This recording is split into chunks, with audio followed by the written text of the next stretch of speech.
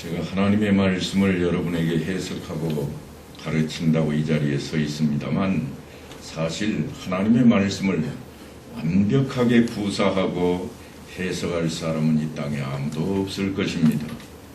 더더군다나 요한계시록은 지나온 역사에 대한 이야기이기보다는 장차 되어질 일을 다루고 있습니다. 그래서 사실은 여간 어렵지가 않습니다. 힘이 부족하고 연약하지만 그래도 이 말씀들을 통해서 성령의 도우심으로 여러분의 신앙생활에 큰 힘이 되었으면 합니다. 지금까지 계시록의 말씀들을 환상 중에 듣고 보았던 그 사람은 다름이 아닌 사도 요한입니다.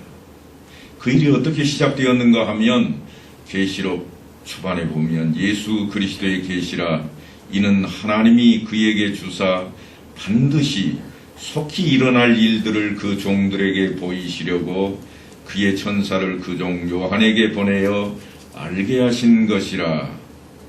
사도 요한이 천사를 통해서 장차 되어질 일들, 곧 예수 그리스도의 계시를 깨닫게 되었다고 시작하고 있습니다. 그래서 요한이 환상을 통해서 보고 들은 그 일로 인해서 천사 앞에 무릎을 꿇습니다. 그랬더니 천사가 깜짝 놀랍니다. 아니라 나를 향해 경배하지 말라. 나도 너희와 동일한 하나님의 종이라. 그래서 사실 우리 인생들이 흔히 생각할 때 천사는 우리보다 훨씬 낫고 우리보다는 더 높은 자리에 있는 것처럼 여겨지지만 이 말씀을 보면 천사도 우리와 동일한 선상에 있는 하나님의 종이라 그렇게 되어 있습니다. 그러니까 경배의 대상은 오직 하나님뿐이라고 하는 것이 말씀 속에 담겨 있는 것입니다. 경배 대상뿐만 아니라 기도의 대상도 그래서 오직 하나님 아버지이십니다. 그것을 우리가 잊어버리면 안 될 것입니다. 아무리 사람이 똑똑하고 뛰어나다고 할지라도, 아니 천사라도 우리와 함께 하나님의 종이 되었다고 하는 사실을 잊어버리면 안 됩니다. 우리가 요리문답을 통해서 가장 먼저 배웠던 것이 무엇인가 하면 사람의 제일 되는 목적이었습니다. 그것은 하나님을 영화롭게 하고 또한 영원토록 그를 즐거워하는 것이라 그렇게 표현하고 있습니다. 영원토록 즐거워한다. 이 말은 사실은 우리말로는 어떻게 해석을 하기 쉽지 않은 그러한 내용입니다. 영원토록 잔치한다. 그런 의미를 가지고 있거든요. 그래서 하나님 앞에 늘 잔치한다. 이것을 오히려 바꿔서 해석을 하자면 그 앞에 살아간다 하는 것이 옳을 것입니다. 그래서 최근 들어서는 많은 목사님들이 우리가 사는 삶이 예배라 그런 표현을 쓰게 되는 것입니다. 이처럼 사도 요한이 계시록을 시작하면서 예수 그리스도의 계시라 그리고 난 뒤에 하나님의 말씀과 예수 그리스도의 증거 곧 자기가 본 것을 증거했다고 그렇게 시작하게 된 이 말씀이 이제 오늘 본문에 와서는 거의 마무리하는 단계에 무슨 말씀으로 우리에게 들려주고 있는가 하는 것입니다. 그것은 다름 아닌 주님께서 우리에게 뭘 권면하고 있는가, 무슨 말씀을 곧 하고 계실까. 그래서 마지막 권면에 대한 내용을 이야기합니다. 다시 말씀드리자면 예수님께서 사도 요한을 통해서 우리에게 가장 먼저 했던 말씀이 환상 속에 들려주었던 그 말씀이 무엇이었는가 하면 다름 아닌 이 예언의 말씀을 읽는 자와 듣는 자와 또한 그 가운데 기록된 것을 지키는 자는 복이 있다 그랬습니다. 그리고 때가 가까이 왔다 하는 말씀도 더하십니다. 말씀을 지키면서 살아갈 것을 우리 앞에 강조하고 있는 말씀으로 사실 시작되었습니다. 그런데 오늘 이제 본문을 통해서 다시 한 번 더 주님이 우리에게 권면하고 있는 말씀은 다른 말씀이 아닙니다. 바로 그 말씀일 것입니다. 주님께서는 이 땅에 오셔서 처음으로 복음을 증거하실 때에도 무슨 말씀으로 시작했는가 하면 회개하라 천국이 가까이 왔느니라 그랬습니다. 그렇게 시작된 말씀을 다시 꺼내놓고 있는 이야기입니다. 또 내게 말하되 이 두루마리의 예언의 말씀을 인봉하지 말라 때가 가까우니라. 지금은 때가 가까이 있으니 인봉하지 말라 그럽니다. 하지만 예전에는 빨리 봉함하라, 인봉해버리라고 했던 적이 있습니다. 우리가 이미 알고 있는 말씀입니다만 다니엘서에 보면 다니엘아 마지막 때까지 이 말을 간수하고 이 글을 봉함하라. 그래서 마지막 때가 되면 미카엘이 일어나게 될 것이고 그때에 환란이 있을 것이나 생명책에 이름이 기록된 사람들은 모두 구원을 받을 것이라고 말씀을 하고 그 책을 인봉해 버렸습니다. 그래서 그 누구도 그 내용을 알 수가 없었습니다. 하지만 그렇게 인봉된 것일지라도 누구든지 생명책에 기록되지 못한 자들은 수치를 당하게 될 것이고 부끄러움을 당하게 될 것이라고 하는 말씀을 전해주시기는 하셨습니다. 다니엘에게 하셨던 말씀이 우리에게 전해진 내용 가운데 무엇이 있는가 하면 지혜 있는 자는 궁창의 빛과 같이 빛날 것이요 많은 사람을 옳은 대로 돌아오게 한 자는 별과 같이 영원토록 빛나리라. 그렇게 말씀을 하셨습니다. 그런데 사도 요한에게 환상을 통해서 천사가 전하는 말씀은 뭔가 하면 이제는 그때가 되었다는 겁니다. 이제는 그때가 되었으니 인봉할 필요가 없다고 강조하고 있습니다. 이 두루마리의 예언의 말씀을 인봉하지 말라. 때가 가까우니라. 불의를 행하는 자는 그대로 불의를 행하고 더러운 자는 그대로 더럽고 의로운 자는 그대로 의를 행하고 거룩한 자는 그대로 거룩하게 하라. 때가 가깝다고 그렇게 말씀을 하시고 난 뒤에 뒤에를 보니까 무슨 행동에 대한 이야기들을 우리에게 말씀을 하고 있어서 마치 행동에 따라서 구원을 받고 못 받고 하는 것처럼 들려질 수 있습니다. 하지만 사실은 거기에 초점이 있지를 않습니다. 수도 없이 말씀을 들으셨던 내용 가운데 마태복음 5장에 등장하는 팔복이 있습니다. 그 가운데 보면 심령이 가난한 자는 복이 있나니 천국이 그들의 것이라 하는 내용이 있는데 심령이 가난해야만 복을 받는 것처럼 우리말은 들려옵니다. 심령이 가난한 자는 복이 있나니. 그래서 어떻게 해서든지 내가 가난해져야 되겠다. 아니 돈 말고 내 마음만 가난해지면 되겠다. 그렇게 생각을 해오고 있는 사람들이 많이 있습니다. 하지만 이 성경의 원문을 보면 사실 이 헬라 말은 우리하고 앞뒤가 좀 거꾸로 되어 있습니다. 영어도 우리하고 좀 이렇게 여러분들이 해석을 해보시면 아시겠지만 앞과 뒤가 내용이 조금 다릅니다. 왜냐하면 주어와 동사의 위치가 서로 다르기 때문입니다. 특별히 헬라어는 동사가 가장 먼저 등장을 하고 주어가 나중에 나옵니다. 그래서 이 말을 가장 우리말로 가깝게 번역을 직역을 하면 무슨 이야기가 되는가 하면 복되도다 하고 시작합니다. 복이 있도다 심령이 가난한 자여 천국이 너희의 것이라. 복이 있는 자냐? 그렇다면 천국은 너희의 것이라. 그런 말씀입니다. 복이 없는 자라면요, 그 사람은 이미 천국 백성이 아니야. 이런 이야기로 우리에게 복의 이야기가 들려지고 있다고 하는 것입니다. 우리 심령이 가난해져서 내가 죄인인 것을 고백할 수 있게 되고 또한 그렇게 되는 과정이 사실은 우리에게 있지 않고 하나님께 있다고 하는 그 말씀을 그 의미상에 심어놓고 있는 내용입니다. 우리가 전에도 살펴보았습니다만 베드로의 신앙 고백이 아주 잘 드러나 있습니다.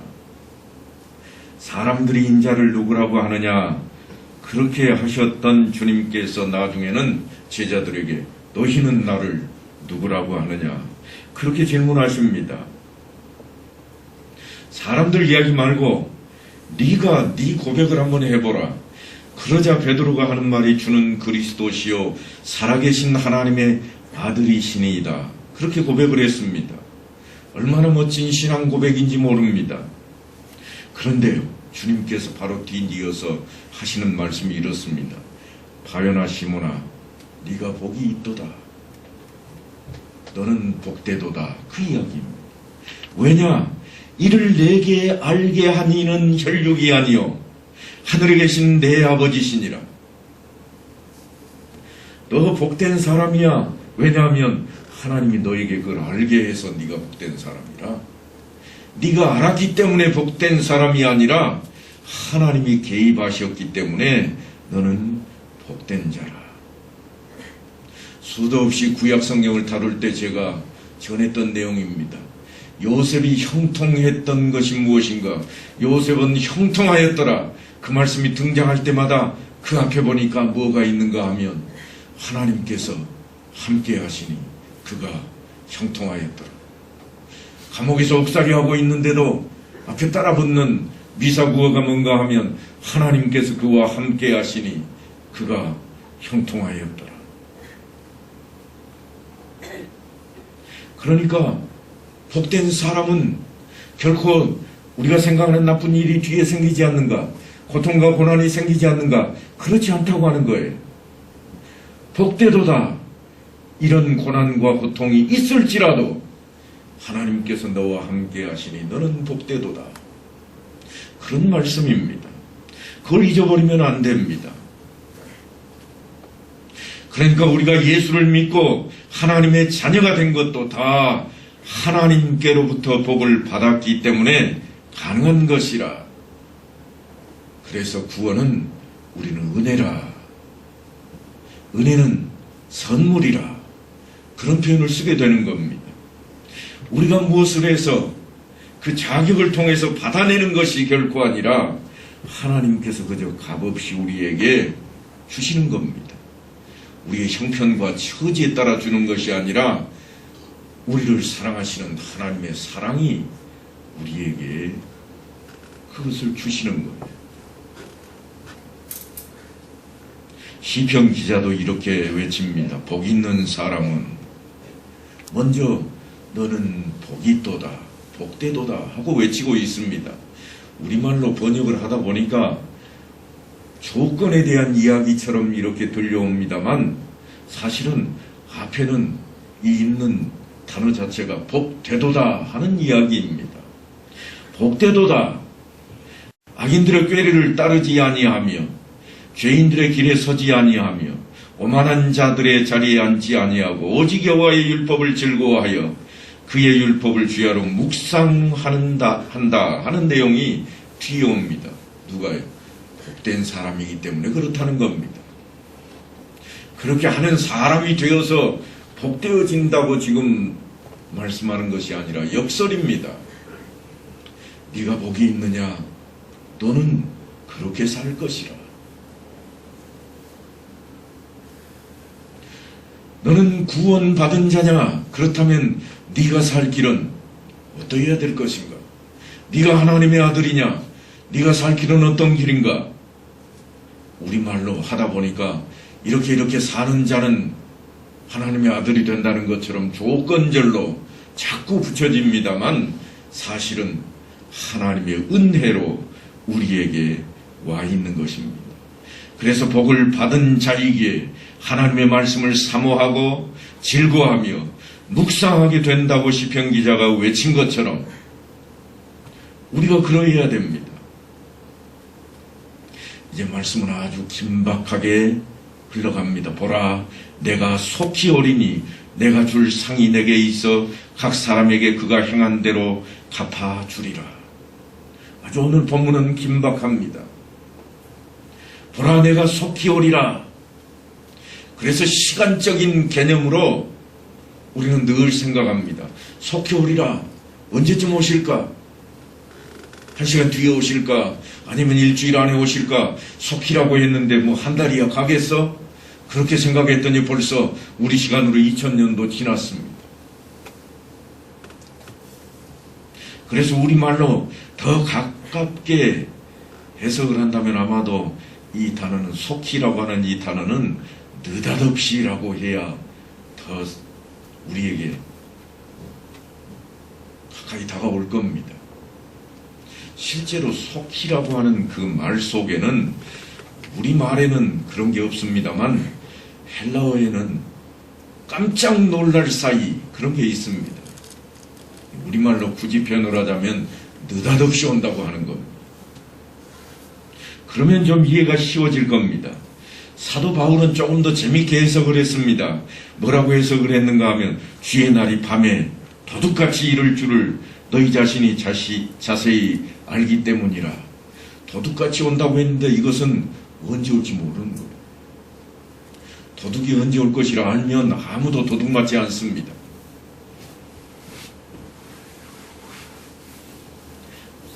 보이는 가운데 오지도 않고 보이지 않는 한밤중에 도둑처럼 그렇게 온다는 거예요. 그래서 우리말로 아주 멋들어진 말이 느닷없이라고 하는 말일 것입니다.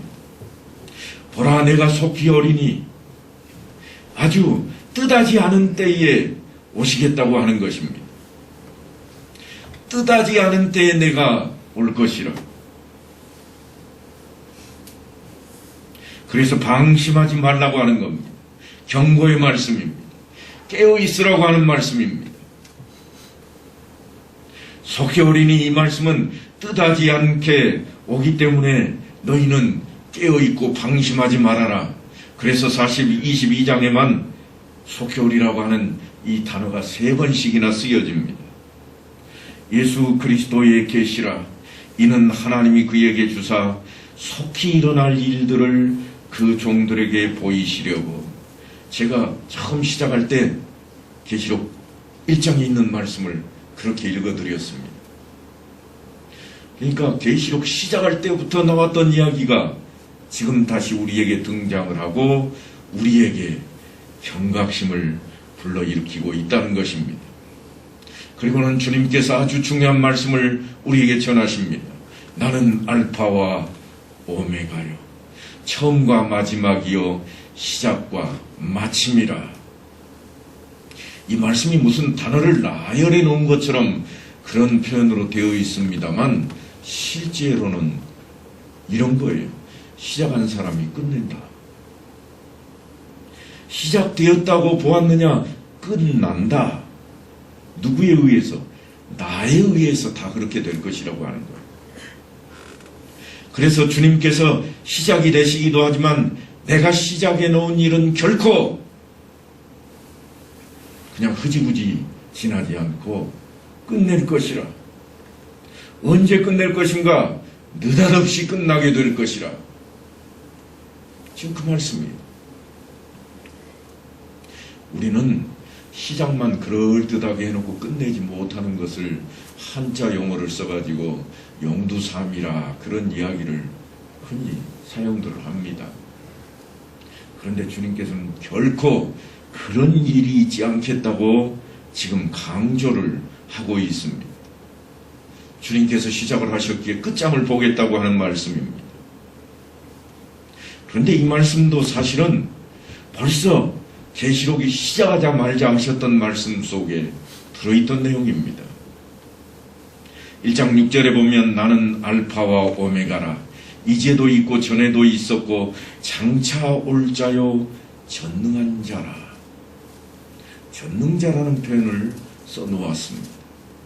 알파와 오메가, 우리 걸로 좀 바꿔서 해석을 하자면 기억에서 희까지입니다. 말로 표현할 수 있는 것은 모두 다 들어가는 거예요. 처음부터 마지막까지 모든 게 다 들어가는 거예요. 빼놓을 수 없습니다. 그 모든 것들이 순식간에 이루어진다. 내가 누구더냐? 전능자라, 장차 올 자라. 그런 표현으로 시작을 했습니다. 그 말씀이 우리를 줄기어 세워놓았습니다. 그리고는 자기 두루마기를 빠는 자들은 복이 있으니 이는 그들이 생명나무에 나아가며 문들을 통하여 성에 들어갈 권세를 받으려 함이로다. 우리에게는 와닿지 않는 이야기입니다. 자기 두루마기를 빤다. 우리에게는 별로 와닿지 않는 이야기예요. 우리는 옷을 자주 빨아 입는 민족 중에 한 민족이기 때문이기도 합니다만, 과거에는 우리는 흰옷을 많이 입었기 때문에 늘 깨끗하게 빨아 입었지 그냥 더럽혀 두지를 않았습니다. 그런데 지금 히브리인들, 유대인들이 이야기를 들으면 깜짝 놀랄 수밖에 없습니다. 왜냐하면 그들이 두루마기를 빤다 하는 이 말은 정결케 한다고 하는 것과 연관이 있습니다. 정결예식과 연관이 있습니다. 언제 그랬던가 한번 거꾸로 추적을 해보셔야 됩니다. 아주 옛날에 출애굽했던 때를 기억해 내시면 그들이 출애굽하고 시내산 앞에 당도했을 때 하나님께서 모세를 통해 명령하셨던 게 있습니다. 그들에게 뭐라고 하는가 하면 사흘 동안에 몸도 씻고 옷도 빨고 다 깨끗하게 하라는 거였어요. 그래야 어떻게 하겠다고 하는 건가 하면 하나님께서 만나주시겠다고 하는 거예요. 하나님 앞에 서려면 어떻게 해야 되는가? 정결해야 된다. 이게 옷을 빠는 일로 그들에게는 일상화되어 있고, 마을에 있는 회당이나 혹은 성전 앞에는 반드시 물구덩이가 있어서 정결의 셈이라고 하는 것이 있어서 안에 들어가려면 반드시 거기에 몸을 풍덩 담궜다가 나와야 됐습니다. 또한 옷만 그렇게 빠는 것이 아니라 사람의 손도 다 우리처럼 말하면 돼야 바다가 있어서 거기에 손을 다 씻어야 됐습니다. 그런 차원의 이야기로 우리에게 지금 들려지고 있는 겁니다. 자기 두루마기를 빠는 자들은 복이 있으니, 이야기는 자기 죄를 씻는 자, 그런 의미입니다. 죄사함을 받은 자에게 복이 있다고 하는 겁니다. 복 있는 자여 너는 죄사함을 받았느니라. 이렇게 하면 빨리 와닿을 것 같습니다. 죄사함을 받은 자는 어떻게 되는가? 하나님 앞에 설 수 있게 됩니다. 하나님을 만날 수 있게 됩니다.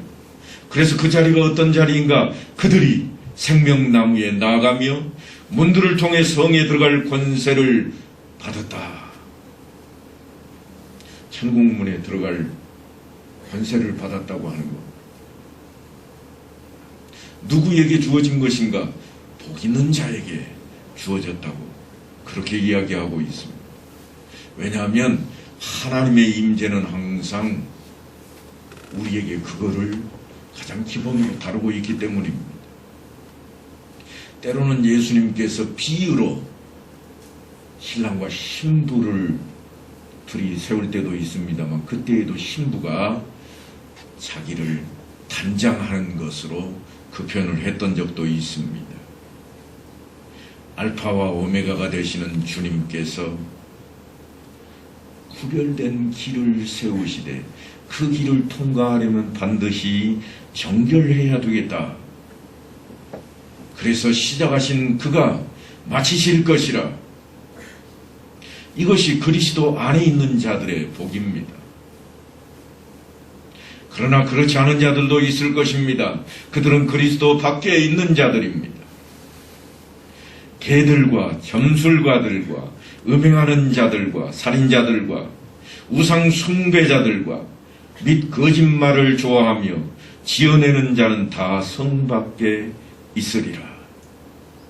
그러니까 슬피 울며 함께하지 못하는 자들이 있음을 또한 우리에게 경고의 말씀으로 들려주고 있습니다.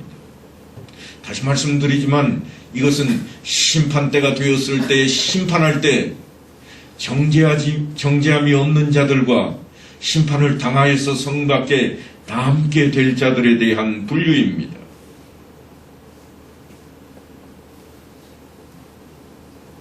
그래서 밖에 있는 자들은 자기 두루마기를 빨려고도 하지 아니하고 또한 더욱더 더럽힐 뿐이라고 그렇게 편이 되어지고 있습니다. 점점 하나님과 멀어지게 될 것을 말씀하고 있는 것입니다. 지금까지 사도 요한을 붙들고 환상을 통해서 우리에게 하나님 나라를 보여주신 대로 우리는 다 들여다보았습니다.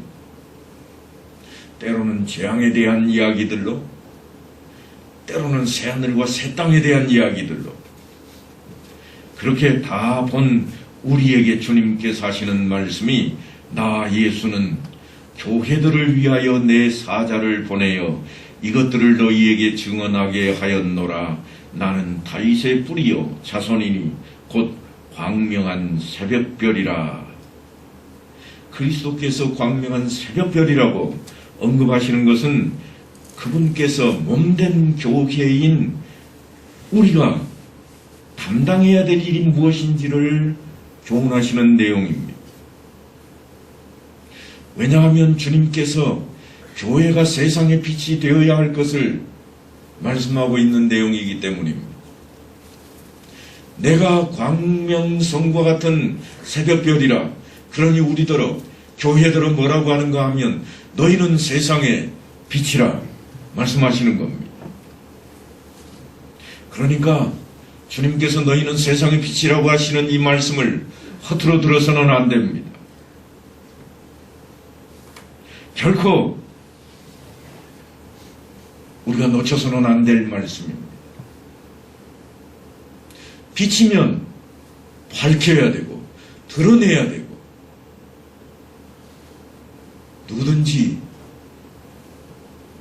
빛을 따라 걸어갈 수 있도록 어둠에서 등불 같은 역할을 해야만 할 것입니다. 빛이 없이는 결코 어둠이 물러서는 법이 없기 때문입니다. 왜 특별히 새벽별이라고 하는가? 그 이야기는 다름 아닌 어둠인 밤을 물리치고 환한 낮의 빛을 비추기 시작하는 시간이기 때문에 그렇습니다. 예수님을 표현하는 내용 중에는 늘상 이처럼 처음 쪽을 나타내는 부분들이 많이 있습니다. 부활의 첫 열매라. 또한 오늘 등장한 것처럼 새벽별이라, 내가 시작이라, 이런 단어들이 많은데 이 말씀은 뭔가 하면 내가 너희 안에 있으니 너희는 어찌하라는 걸까요? 나를 따르라. 내가 너희와 함께 하겠다. 약속하신 대로 우리와 함께 하실 것입니다. 그래서 이제는 우리 온 성도들이 주님께서 너희는 세상의 빛이라 하신 이 말씀을 따라서 빛과 소금의 역할을 잘 감당함으로 세상을 밝히는 일에 앞장서야만 할 것입니다. 세상을 밝히는 일이 무엇인가? 너희의 행실을 보고, 이 말씀입니다. 너희의 행실을 보고 세상 사람들이 하나님께 영광을 돌리게 하라. 바로 이 자리에 우리가 서 있어야 됩니다. 이 한 주간 동안에도 별스럽고 정말 답답하고 고통스러운 세상 안에 우리가 있을지라도, 깝깝하고 답답한 그러한 세상 속에 우리가 있을지라도 이 말씀을 붙들고 이겨내고 또한 주의 나라를 향해 소망을 갖는 성도들의 삶이 다 되기를 간절히 축원합니다.